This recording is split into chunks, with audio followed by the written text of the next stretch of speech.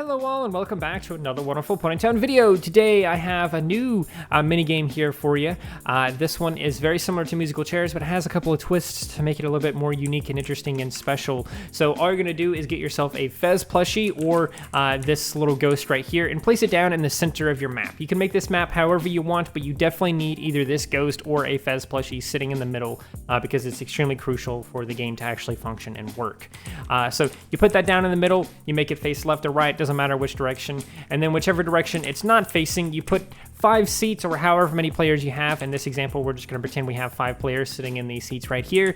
Every player except one is going to sit down in one of the seats. The player that sits out of the game is the host, and that host is the one that's going to, at random, flip the ghost or flip the Fez to face the players. Once that happens, every player that is sitting in one of their seats has to immediately run out of their seats and race to one of the other seats on the opposite side of the ghost.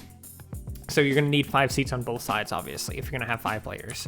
And then the last player to actually sit down on one of the seats is killed. The ghost gets them, or the Fez gets them, whichever one you end up using. And then they just die, and that's how it works. So they're dead now, and the host can either remove one of the seats or just keep the seat in. It doesn't necessarily matter. But the game continues until there's only one player left, and that player, of course, wins. So while the ghost is not facing you, you do have a couple of options as a player. You don't just have to wait for the thing to turn around and then race to the other side. As the game begins, the players who are sitting and obviously playing can actually move any object around in the game that they want. They can move like a couch or this or whatever else they want to. It doesn't matter what they're moving as long as they're not moving any of the seats and as long as they're not moving the ghost or Fez plushie that you, whatever it is that you're using in the middle.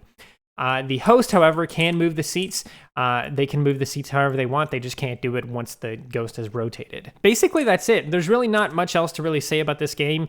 You can make the map however you want. Obviously, whenever you start, you're going to want to line up the seats like this, something similar to this anyway. That way, it's a little bit more fair and they're not just scattered all over the place. And then obviously whoever has this seat way back here when the game starts is not going to have a good time because they're not going to necessarily be able to reach over here very well in time compared to a player that's sitting a little bit closer. So obviously line up the seats before the game starts, and then obviously after the game starts, once everyone is on the opposite side, the host can just move these seats around and move them however they want. Maybe they want to make it a little bit more challenging to a player. Maybe they want to keep it fair and just put all of them against the back wall. It doesn't really matter. That's up for the host to decide. And of course, you can make this map however you want. It doesn't have to be some kind of weird ritual theme or anything like that. It can be some kind of cafe or something like that. Ooh, oh my gosh, we're in this cafe and suddenly a ghost has appeared and we have to be careful, otherwise that ghost will get us, and all kinds of things like that. So yeah, like I said, that's pretty much it. And one more thing,